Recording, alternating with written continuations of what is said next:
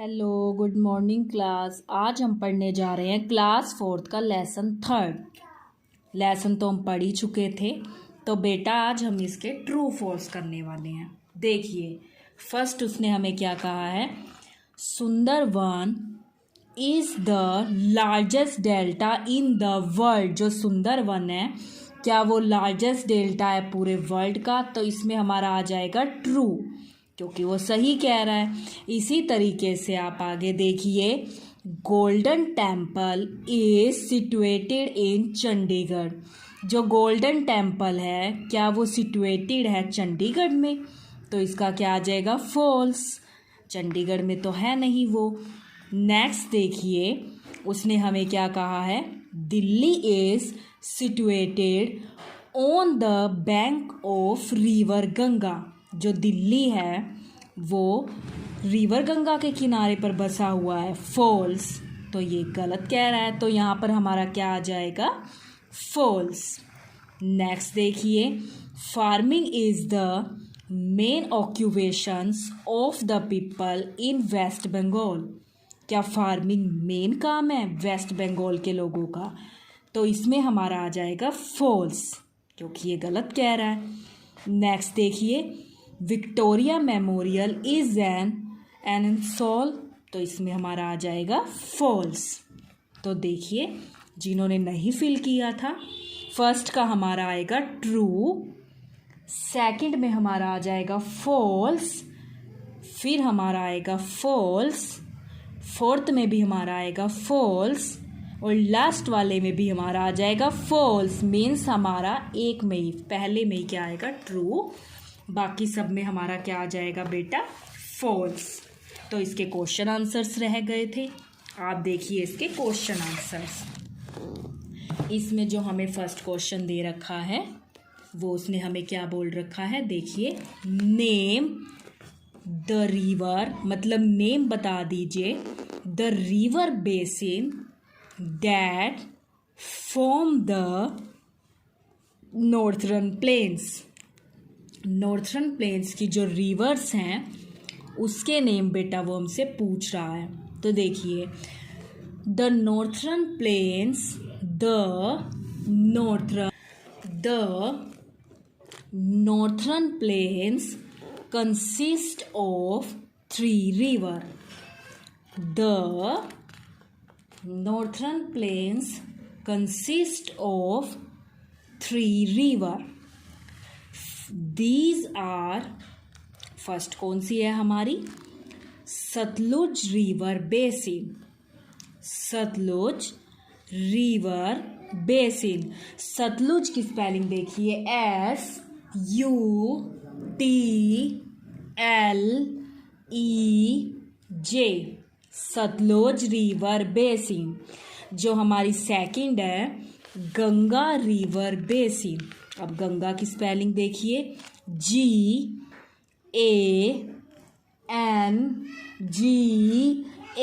गंगा। और जो हमारी थर्ड है वो है Brahmaputra river basin, BRAHMA,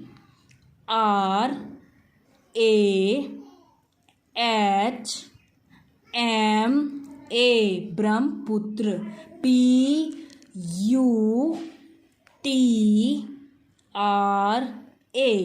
Brahmaputra river basin.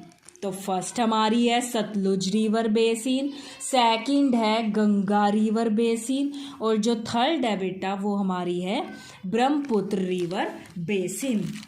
इसी तरीके से नेक्स्ट देखिए, नेम द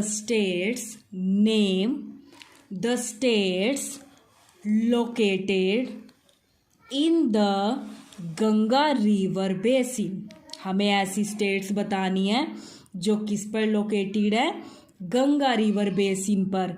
फर्स्ट हमारा क्या है, उत्तर प्रदेश। सेकंड हमारी क्या है, बिहार।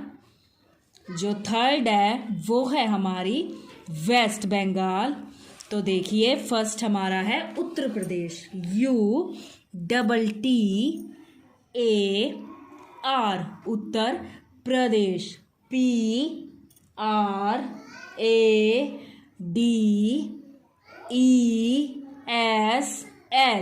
उत्तर प्रदेश। नेक्स्ट जो हमारा है वो है हमारा Bihar, BIHAR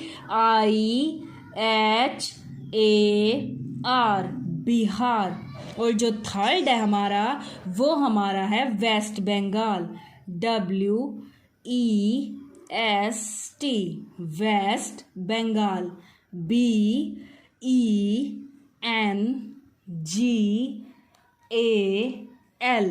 Bengal, West Bengal. Next देखिए आप, what types of industries are located in Punjab. Punjab में कौन कौन सी इंडस्ट्रीज है? इन पंजाब के अंदर मैनी इंडस्ट्रीज, बहुत सारी इंडस्ट्रीज है, लाइक मैन्युफैक्चरिंग देखो, MANUFACturing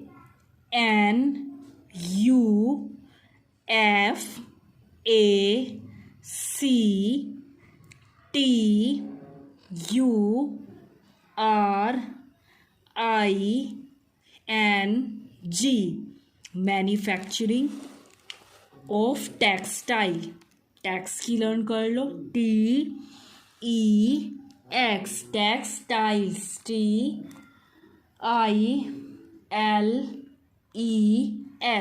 textiles. Electrical goods, ELECTRICAL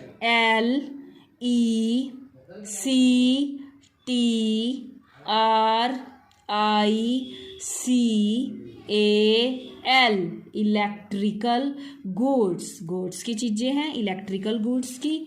और hosiery items, HOSIERY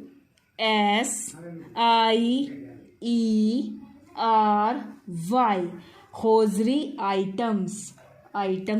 hosiery items हैं। और bicycles, BICYCLES bicycles etcetera. Next देखिए, name the important crops grown in Haryana. Haryana में कौन कौन सी क्रॉप्स है, फसलें हैं जो उगाई जाती हैं। फार्मर्स इन हरियाणा ग्रो, जो फार्मर्स है हरियाणा के, ग्रो उगाते हैं वो क्या क्या? Wheat, WHEAT wheat. Rice, RICE rice. Sugar केन,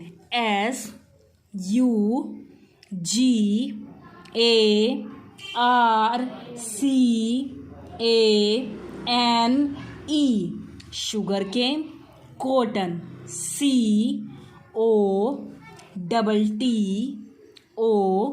COTTON cotton. Oil seed, OIL oil seeds, SEEDS oil seeds. Maize, MAIZE maize etcetera. तो यही चीज़ें उसने बोली थी कि नेम क्रॉप्स बता दो, कौन कौन सी क्रॉप्स है जो हरियाणा में उगाई जाती हैं। Sugar cane, cotton, oil seed, wheat, rice, maize etcetera. ये जो क्रॉप्स थी ये जो है यहाँ पर उगाई जाती हैं, ये तो था। तो देखिए बेटा, इस तरीके से जो है हम इसको कर सकते हैं। वो लेसन हो गया हमारा कंप्लीट। तो आपको करना क्या है, आपको उस लेसन के क्वेश्चन आंसर्स अच्छे से लर्न करके लिख के देखने हैं। जितना आप लर्न करके लिख के देखेंगे ना बेटा, उतना आप कम भूलेंगे। सो आपको लर्न करके उनको राइट डाउन करके देखना है। अगर आप राइट डाउन कर लेते हैं उनको बिना देखे, इट मीन्स आपको वो अच्छे से लर्न हो गए हैं। तभी मैं बार बार बोलती हूँ, चाहे आप एक क्वेश्चन लर्न कीजिए लेकिन उसको लर्न करके आपको लिख कर ज़रूर देखना है। वो आपको अच्छे से लर्न हो जाएंगे और आप उनको फिर नहीं भूलेंगे। तो अब हम स्टार्ट करने वाले अपना next lesson 4, the great Indian desert. हम ग्रेट इंडियन डेजर्ट के बारे में पढ़ेंगे, रेगिस्तान के बारे में। तो देखिए, get going. Manish lives in Meghalaya. Manish एक लड़के का नाम बता रखा है जो कहाँ पर रहता है, मेघालय में। Where he sees rainfall almost every day. वो हर रोज़ क्या देखता रहता है कि उसके वहाँ पर तो बहुत ही ज़्यादा जो है बारिश होती रहती है। He is fantastic to know that there is also a place in India which receive very little rainfall. और उसको ये जान के बहुत ही अलग सा लगता है, फैंटेस्टिक लगता है कि इंडिया में कोई ऐसी जगह भी है जहाँ पर बहुत कम बारिश होती है, क्योंकि वो तो ऐसी जगह पर रहता है जहाँ बहुत ही बारिश होती है। तो उसको तो ये सोचकर बहुत हैरानी होती है कि इंडिया के अंदर कोई ऐसी जगह भी है जहाँ पर बहुत ही लिटल रेनफॉल होता है, मीन्स बहुत ही कम बारिश होती है। तो वी विल रीड अबाउट, हम इसमें क्या पढ़ेंगे, द क्लाइमेट के बारे में, land features and extent of the great Indian desert. Next है हमारा the life of people living in the great Indian desert, मतलब वहाँ के लोगों की जो लाइफ है जो ग्रेट इंडियन डेजर्ट में रहते हैं, उनकी लाइफ किस तरीके की है वो उन्होंने बता रखा है। सो हम पढ़ने वाले हैं, आप ध्यान से देखेंगे। ये मैप दिखा रखा है हमें, देखो जैसलमेर, जोधपुर, बीकानेर। यहाँ पर क्या होता है, बहुत ही लिटिल रेनफॉल होता है, हमें पता है बेटा। आगे देखिए, the great Indian desert also called the Thar desert. जो हमारा ग्रेट इंडियन डेजर्ट है उसको हम और किस नाम से जानते हैं, थार डेजर्ट के नाम से जानते हैं। Is situated towards the west of northern plains, जो कहाँ पर सिचुएटेड है, towards the west of northern plains की तरफ। इट कवर्स, देखिए, it covers almost 3/5 of the state of Rajasthan. इसने राजस्थान का कितना एरिया लगभग कवर किया हुआ है, 3/5। It extend from the Aravalli in the east to the border of Pakistan in the west and from the run of Kutch in the south to the border of the state of Haryana in the north। अब उसने सारा क्या बता रखा है कि वो कहाँ से लेकर कहाँ तक जो है वो हमारा फैला हुआ है, उसके बारे में जो है वो उसने हमें बता रखा है। अब हम पढ़ेंगे बेटा क्लाइमेट के बारे में कि जो वहाँ का क्लाइमेट है वो किस तरीके का होता है। The Thar desert has an extreme type of climate. वहाँ पर किस तरीके का जो क्लाइमेट होता है, एक्सट्रीम टाइप का होता है। इन समर्स, गर्मियों में, डेज आर वेरी हॉट, जो दिन होते हैं वो तो बहुत ही ज़्यादा गर्म होते हैं। एंड नाइट्स आर कूल, और जो रातें होती हैं वो बहुत ही ज़्यादा ठंडी होती हैं। It because the sand gets heated quickly. इसका कारण क्या है, जो सैंड है, जो बालू है, वो क्या हो जाता है, बहुत ही जल्दी गर्म हो जाता है। जैसे उस पर सूरज की रोशनी पड़ती है ना, तो उसमें से बहुत ही ज़्यादा हीट निकलती है। And cools down quickly as well, और वो ठंडा भी बहुत ही जल्दी हो जाता है। इन विंटर्स डेज, और विंटर में भी, द डेज आर वार्म, दिन तो यहाँ पर गर्म ही होते हैं। But nights are very cold, लेकिन जो रातें होती हैं वो बहुत ही ज़्यादा ठंडी होती हैं। और दिन तो सर्दियों में भी यहाँ पर गर्मी रहती है दिन के वक्त तो। Dry winds blow through out the year, और जो हवाएं हैं वो तो यहाँ पूरा साल चलती रहती हैं।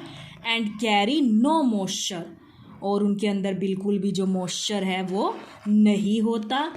देयर इज़ नो और वेरी लिटल रेनफॉल, यहाँ पर ना के बराबर बारिश होती है, मीन्स बहुत ही ज़्यादा कम बारिश यहाँ पर जो है वो होती है, क्योंकि यहाँ पर क्या है, बहुत ही ज़्यादा गर्मी होती है और जो रेन है यहाँ पर बहुत ही कम होती है, इसलिए रेन कम होती है। ये भी एक कारण है कि यहाँ पर बहुत ज़्यादा गर्मी होने का। तो आगे देखिए बेटा, अब देखिए नेक्स्ट है हमारा land. A large part of the Thar desert is covered with sand. एक जो बहुत बड़ा पार्ट है थार डेजर्ट का, वो किससे कवर है? सैंड से। And the rest of is covered with rocks, और जो बाकी बच गया वो किससे कवर्ड है? रॉक से एंड पेबल्स से, ईंट पत्थरों से, कंकड़ों से, इनसे वो है। Small hill rocks of sand can be seen and many places, जो स्मॉल हिल रॉक्स होते हैं सैंड के, वो कई जगहों पर हमें इसमें देखने को मिल जाते हैं। These hill rocks are known as sand dunes, इनको ही हम क्या बोल सकते हैं बेटा? सैंड ड्यून्स बोल सकते हैं। These sand dunes are not permanent, ये जो सैंड ड्यून्स होते हैं ये बिल्कुल भी परमानेंट नहीं होते। And keep changing their position, ये अपनी पोजीशन बदलते रहते हैं। व्हेन स्ट्रॉन्ग विंड्स ब्लो, जब स्ट्रॉन्ग विंड्स बहती हैं, they shift the sand dunes from one place to another, ये एक जगह से दूसरी जगह चले जाते हैं। मीन्स जब तेज हवा होती है ना, तो ये एक जगह से उड़कर दूसरी जगह चले जाते हैं। These strong winds carry a large amount of known as sand storms, तो इनको ही हम क्या बोलते हैं? सैंड स्टॉर्म्स बोलते हैं, तूफान बोलते हैं। Water is scarcely available in the desert, water की बहुत ज़्यादा डेजर्ट के अंदर क्या होती है? कमी होती है। यहाँ पर जो पानी है वो बहुत ही ज़्यादा कम पाया जाता है। However at some places underground water in the form of springs come up to the surface and forms a small water bodies, यहाँ पर काफ़ी डीप भूमि को खोदा जाता है, तब उसमें से कहीं कहीं से पानी निकलता है।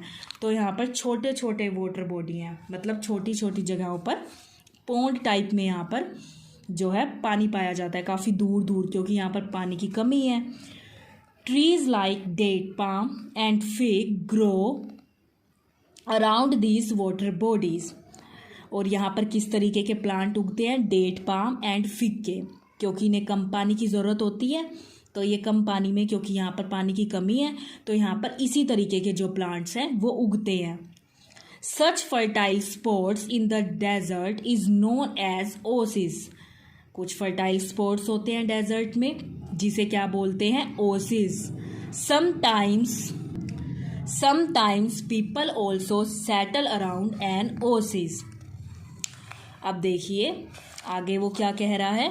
Because of sand it is very difficult to travel in the desert. अब वो क्या कह रहा है? सैंड की वजह से यहाँ पर ट्रैवल करना बहुत ही मुश्किल होता है डेजर्ट के अंदर, रेगिस्तान के अंदर। People generally use camels as a mean of transport in a desert. इसीलिए जो यहाँ के जो लोग हैं वो किसका यूज़ करते हैं? कैमल का यूज़ करते हैं ट्रांसपोर्ट के रूप में डेजर्ट पे चलने के लिए। It is because camels have padded feet, क्योंकि उसके जो कैमल के फीट होते हैं वो पैडिड होते हैं। And they can walk easily on sand, और वो सैंड में ईजीली चल सकता है। A camel can also live without water for many days, और जो कैमल है वो पानी के बिना कई दिनों तक रह सकता है।